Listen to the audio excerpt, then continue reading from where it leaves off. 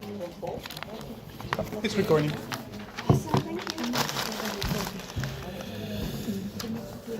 Wow, a lot of people. Right?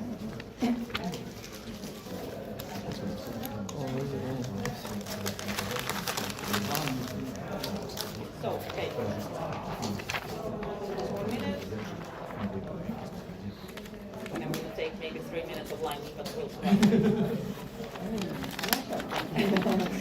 You can run away for lunch if you're so hungry.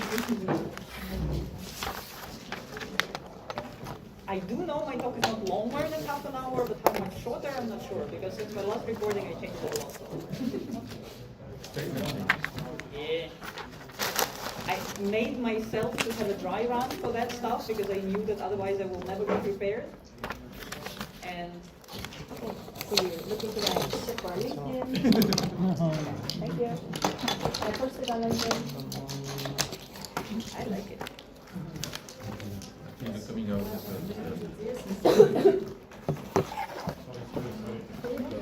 involved I in the like you conversation. 3 times. It's a pattern, right? Okay, if you're done with reading, then you're done with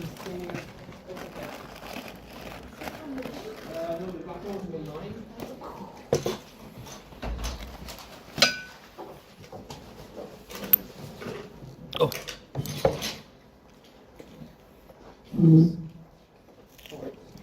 done?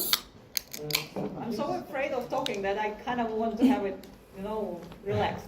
I think it's okay. Okay, let's see. I'll go. In summer 2022, my boyfriend came to me and said, I fall in love with such a nice girl. That was the start of my polyamorous journey. And it's not completely true, but let's say it's the start. So, what was important for me is that polyamory is an ethical and consensual thing. And my boyfriend felt it. So when he learned about polyamory, he finally understood, wow, but that's me. That's who I am. And all the relationship problems and struggles that I had earlier, they were because I didn't know that this thing exists. And I finally had a proper boyfriend instead of this zombie depressive something sitting on my couch. He actually got all this energy. And now I'm, of course, subscribed to the Facebook group of polyamorous people, and there are lots of people complaining that, hey, when my partner falls in love with someone, all their energy goes there. That's not our problem. Both my boyfriend and later me, when we have what we call new relationship energy, Anne-Marie, it goes all the way. Then we get kind of new friends and new connections and everything because the life is flourishing. It's so nice to have this energy. So now, he's a year and a half in a relationship with his girlfriend, and then Eri is gone, and he's again this depressive zombie sitting on my couch, and I'm like, don't you want to fall in love again? I kind of want this energy flowing. And for me, it was very similar to what I felt with Agile. When I went for my first Scrum Master training and learned about that stuff, I was like, but that's common sense. That's the stuff how that should be done. Why don't other people understand it? So that's exactly how he felt about polyamory. And what's crucially important about it is that he came to me and told me, look, I discovered that I'm polyamorous. And he could have asked me, are you okay with that? But that's completely wrong question. Because it makes a decision made on his side and me either agreeing or not. Which actually means that we either have our relationship or not. And he didn't want it. He wanted our relationship to be. He didn't want it to leave to my choice. He wanted to make an effort to keep our relationship going. So he said, okay, now I discovered polyamory for myself. What can I do for you to continue our journey together? And that was super important for me, and I'm going to come back to this question because it's crucial for what we do with people joining our agile companies. When agile transformation is happening and managers are saying, oh, we're going agile, are you okay with that? It's not the question we should ask. So we started reading. And of course we read lots of books. This can be an advice on reading, those are very good. And when we were reading those books, and a disclaimer, my boyfriend is working in the same area, and yes, his girlfriend as well, but her boyfriend doesn't, so we're not all so broken. But my boyfriend too, but my date doesn't. Anyway, so we work in, that's wrong, what are you doing? Thingy. Oh, they're beautiful, thank you so much. We started reading these books and we were, yeah, but that's exactly how Scrum teams should be working. But that's how we communicate with managers. But that's what stakeholders should be doing. So you read the book on polyamory and it's like the how to do the agile stuff book. Wow, that's very nice. And then of course we needed to share this knowledge. So my boyfriend already did his talk about a couple of weeks ago in Germany. So he's out of these problems. I'm still scared. So I hope that coming 25 minutes will bring you some value. And we start with basics, right? What is polyamory? Polyamory is the practice of engaging in multiple romantic relationships with the consent of all people involved. And make it ethical so that this consent is not coercive, but the actual consent. The actual heart is there and people want to engage there. It's of course kind of easier when you have both partners already experiencing polyamory. It's of course more difficult when you open up your relationship from both being mononormative or, like in our case, my boyfriend went first. I mean, we had an agreement about open relationship from the very beginning, so that was a bit easier. I had some unethical polyamorous relationship experience earlier, so I knew how bad it can be, so I really wanted to make it work. And then, my favorite quote, just, you know, can't without it. Like starting anything new, practicing polyamory, agility, comes with a steep learning curve and requires a lot of hard work as you build new skills and challenge old ways of thinking, which is super important. Our goal is equip you, that's the quote from the book, so the book wanted to equip you with the tools you'll need to go strong, loving relationships or strong, productive teams. So you just change two things, and that now you understand what I mean when I say that reading these books, it was just it. What else can it be? So when we talk about ethical and consensual, I already said that for me, it feels a lot of coercion in the way how organizations are treating the people working there in a sense of agility. It's either management deciding, oh, agile is such a fancy thing, we're going to now implement it in our company. And then they just tell people, we're going to do it. There is no actual consent coming from the people.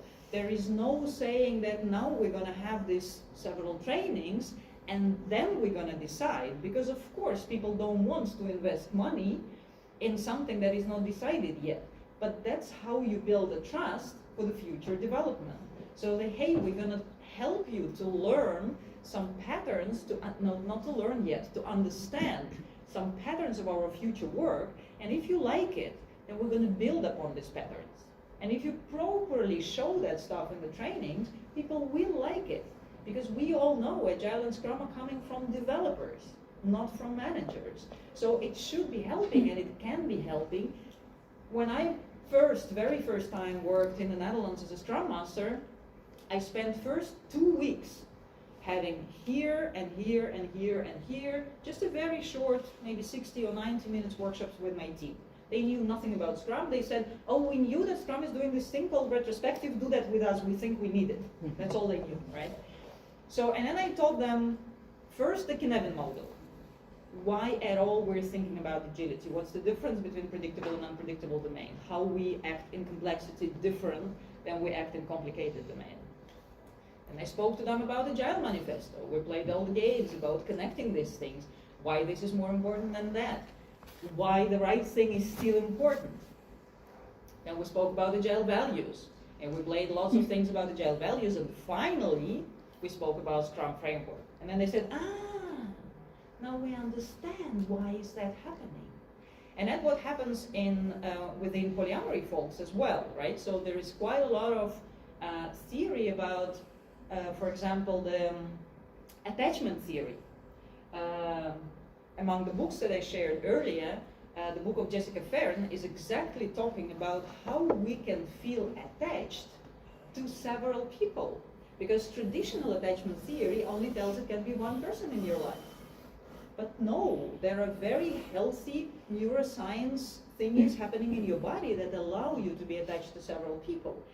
And the difference between polyamory and agility is that when your partner becomes polyamorous and you love the partner, you want to go this journey. You have the inner urge to go this journey. When you're a developer and your manager is telling you go agile, you don't have this inner urge. You either say, can I go to another company, or I just keep doing what I'm doing. And one of the very different things that is change of the paradigm from mononormative culture to polyamorous culture, or from kind of traditional project management, waterfall to agile, is not only learning new things. That's what we do quite a lot. In the best case, we give trainings to our people. But what we don't do enough, in either cases actually, is we don't help people to unlearn the old patterns.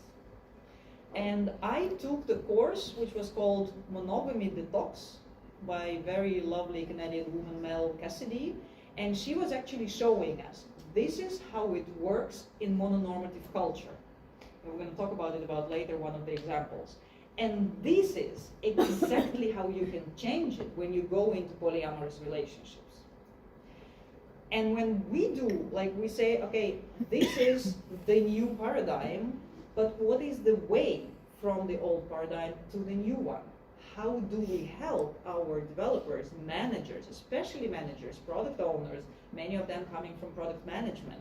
What's the difference between the management and ownership? How do you implement the steps from one paradigm to the other one?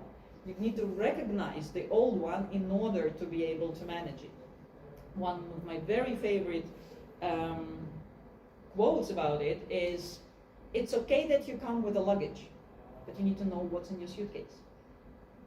That's when I started my relationship with my date. He's a Ukrainian guy. Post-Soviet people are weird, including me. And he said, I have a new neighbor. And she's a polyamorous couple coach. It's kind of weird. And then he said, oh, you have a polyamorous couple coach. Let's go to the couple coaching. And I said, no. First, you go to personal therapy. And you know what's in your luggage. Because I'm in therapy for almost 15 years. I'm not ready to go in a couple coaching with you, because then we're going to solve your stuff, and I don't want it. Just first figure out what's in your luggage and then come to us. And in the meaning of managers in moving from the waterfall to agile, it's our way. We are the therapists. We are helping them to understand what's in their luggage and what from that will work in new paradigm and what will not. And of course, we don't do it enough for people who are already in an organization, and we definitely don't do it enough for onboarding. So when we are hiring a developer or a manager, actually with managers it's even more dangerous. We hire them for skills, because it's so difficult to hire people who will have the right culture. And in the companies where I work, we always have this cultural interview and the cultural fit and the interview with the team, and that's better. Now I know with my polyamorous experience how much we can add to that journey of onboarding new people even before they sign their contract. I had this once practiced with a person whom we didn't hire, and she didn't like us for asking these questions, but that's okay, because now I know we're not a fit. When she was telling, yeah, I'm so good in change management, I will definitely do everything perfect. And I'm like, you know nothing about development, you know nothing about banking, you know nothing about agile, you only know about change management. How are you going to handle? We are ready to hire you, but tell me how you're going to handle these other three things. And she said, oh, but I can learn everything myself, and I was doing the renovation in my house, and I can do electricity myself and water myself. I mean, you don't need to do yourself anything as a coach. You need to talk to your developers so that they want how to do it, and it's difficult to talk to developers. No, that's easy. Wait, it's difficult to talk to developers. If you don't know how to write code, they don't want to listen to you. What you gonna do? And if she said, oh yeah, I don't know, teach me, I would hire her. But she kept saying, I know how to do it, and it's not a cultural fit. I don't want such a person. It will be difficult for all of us. So we parted our ways almost nicely, but that's what we do more, right? Yes, they have lots of skills, but we need the proper fit in agile paradigm. And yeah, that's what we want to do through the interviews and through the onboarding program after. Again, as soon as I enter the company, if it was not there, I immediately establish a proper 3-day onboarding program to explain, again, kinetic model and the values and the strategy of the company. And if the company didn't know the strategy, then we make the company know the strategy. Of course, not me alone, but with a whole agile coaching group. But that's very crucial for people to understand where they're going to work and what kind of change of paradigm we expect. And one of the biggest mistakes that I made on this front was when we moved from separate teams to the product groups. We called them value streams. And developers were asking me, but what's the change? And I told them, yeah, for you it's almost the same. No, it's not. Even if you keep writing kind of the same code, but it works differently throughout the company and they need to know it. So the amount of time that my boyfriend spent with me answering my stupid questions and being ready to explore that, the time that my metamor is the partner of my partner, right? My metamor spent helping me to understand that stuff, to get into this picture, to accept this new paradigm. That's what we should be doing in the agile organization. It doesn't matter who does that. Maybe you have an amazing agile thinking developer, then this kind of buddy is enough. Maybe you don't, then you need a group around these people. What we did at my last employer at KNA, when you have the onboarding program that goes for 3 days, and a month later, they come for drinks together with the next onboarding group. But you immediately have it blocked. From the very first day working in the company, you have this time blocked in a month. We expect you to come back, to look again at those newbies, to feel again like a newbie, to check in with this value system that we're trying to introduce to you. Last quote, abandoning the benchmarks of monogamy can be scary. Without them, how will we know what to do? And that's the same with waterfall, right? And what's important here is that when I first started working as a Scrum Master, I thought, oh, but that's super easy. Because people coming from the university, from school, they will be fresh. They will accept this agile mindset like this. It's only people broken by corporations. They will be having difficulties. But that's not true, because our educational system is completely working as if it were in complicated domain, as if it were predictable. Mm-hmm. So the structure of waterfall is completely ingrained in the educational system. So it's actually still super important to teach our students how work can be organized differently. And we need to teach them what is this new paradigm. We need to show them. One of my favorite examples is, of course, the career development.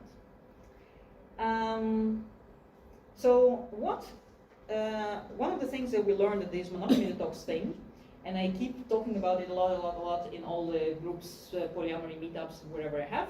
So how the traditional couple kind of works, right? You first meet, then you hold hands, then you kiss.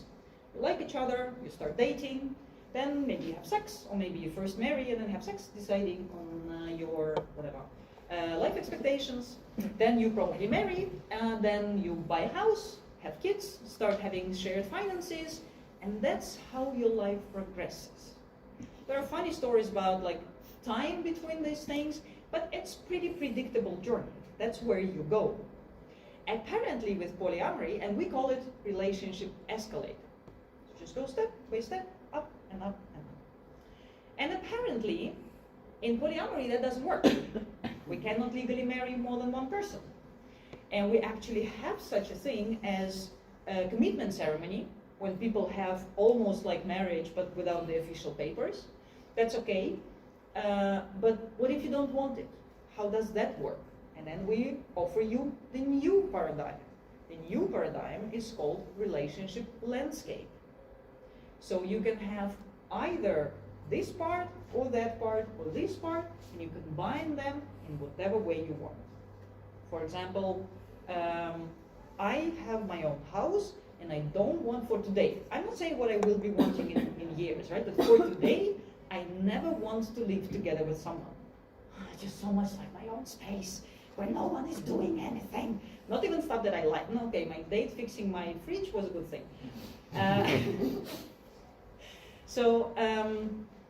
then in this journey, I want with my boyfriend a lot of things from this relationship escalator, but no kids. We both have enough. I'm saturated with one completely, and no sharing house, right? And then again, I think my boyfriend probably would like to actually share the house with, not the house, but you know, like a complex of living with all his close people. He has a very close relationship with his ex-wife. He doesn't want to live together with her, but having her right here to watch movies together, to have fun together, because they still are very good friends. So I'm a little bit different, and that's where we can talk to each other. That's where we come back to consent, right? A lot of that stuff was very difficult for my date, because he was coming from completely mononormative culture and post-Sovietic. So then when he went for psychotherapy, for the personal therapy, then he was exploring that, and he said, yeah, now I kind of more and more understand how it feels for you. And then I de-escalated our relationship to a sexual romantic relationship, which was quite difficult for him to take. But again, I was talking to him and explaining, and there are some of my traumas that are being triggered by Russian language, which is kind of weird, but it's trauma not triggered by speaking English to my German boyfriend, and it is triggered by speaking Russian, the language in which the trauma was ingested. The linguistic part of it is amazing. And that's the same thing that we can do about work environment. It's not really agile, it's more general HR stuff, but as an agile coach, as an organizational coach, I really feel close to that people questions, because that's what we do a lot, right? And that's a traditional career path. And then you first a junior developer, and then you are the non-junior developer, and then you want to earn more money. What can you do to earn more money? You either go into coaching or into managing, because they do earn more money. But you don't want to do that stuff. You are not a good manager. It's not your thing. You would love to keep coding or designing or doing something else. Like if you're a product manager, you want to talk about product forever, not going into people management. It's difficult for you. Then we have so many expectations and hopes ruined around it because it's difficult for people. So we suggest the career landscape where people can choose from. And that's what we almost implemented at my first employer at QB. So we had a structure like this. At first two levels, you're always content doer, right? Either you're a developer, then you're a developer, a designer, drawing, or product manager. You can be a junior product manager. You just start with your product research. Then after you grow a little bit, and then you can choose. Either you grow into people management, or you go further in your content. So at the level 3 or 4, you can either be a people manager, maybe with some other content responsibilities depending on the size of the company, or you go fully into the content. And what we have discussed with the company very strongly, importantly, and precisely is that yes, I can be a developer at level 4, and you are my manager at level 3, which means you earn less money than I do. So that everyone knows it, and it's clear for people, and it's understandable. We are on different levels, even though you are my manager. And then, for example, I know about developer journey a bit better than designer. So on developer part, you can also go either further in what you're doing. I'm a C++ developer, I want to be a perfect C++ developer. Or I want to go wider. I want to learn more languages, or I want to learn testing, so I go horizontal on the T-shaping on the horizontal line, or I go into architecture. And if you go from developer to architect, it's kind of the growth, right? But we want to be sure that you can be an architect on the level 3, and you still can be a developer on the level 4 because you want to go deeper.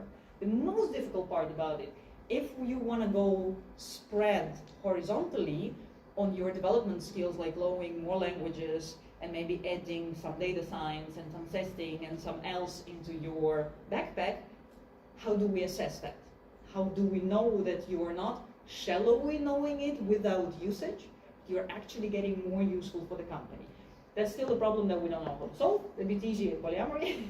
People either like you or not. But that's the professional landscape that I fully believe in, that I would like to introduce in more and more companies.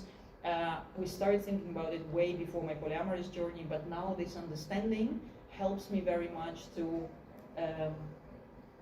grasp some of the steps from one paradigm to the other. And just as polyamory, agile way of working is multi-relationship model. We cannot avoid it. In the waterfall, it was still possible when you are this kind of traditional introvert developer and you just sit there and just do your work. It's impossible in agility. And we strongly believe that agility is the polyamory of the workplace. That's how it works. So, that's me.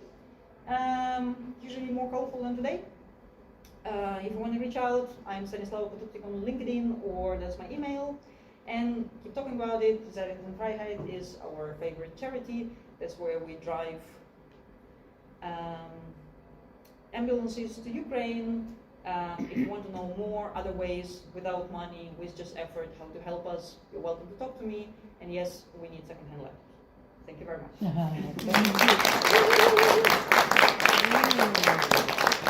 now, we have 5 minutes for questions. No, 2, but anyway. Yes? I was just thinking, how does the landscape view of careers differ with T-shaping of individuals or painting? The only thing about it is normalizing it and paying for that. So for now, you can go T-shaped, but how do we know that you're already T-shaped enough for the next level of the payments scale? Yeah, so that's what we want to have more open in the air. More formalization. Exactly.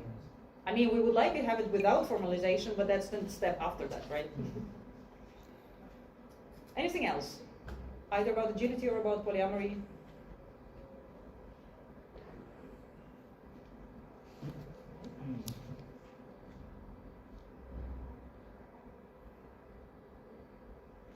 I only want to say I'm so grateful for you to talk in this open way about polyamory. Thank you. Accepted. I'm very happy that I live in Europe, because lots of Facebook groups on polyamory is about Americans, and they suffer. Their family don't accept them, their employers don't accept them, it's really difficult. And in Europe, at least in the Netherlands, they feel super safe.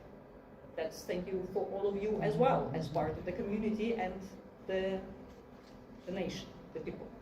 Yeah, doesn't still apply after the elections. Not that immediately. don't talk about We are that. still people, right? Yeah, but elections go a weird way, true. Don't even think about it. Thank you very much. Have a Thank nice you. lunch. I'm still here until the end of conference. Thank you. Thank you.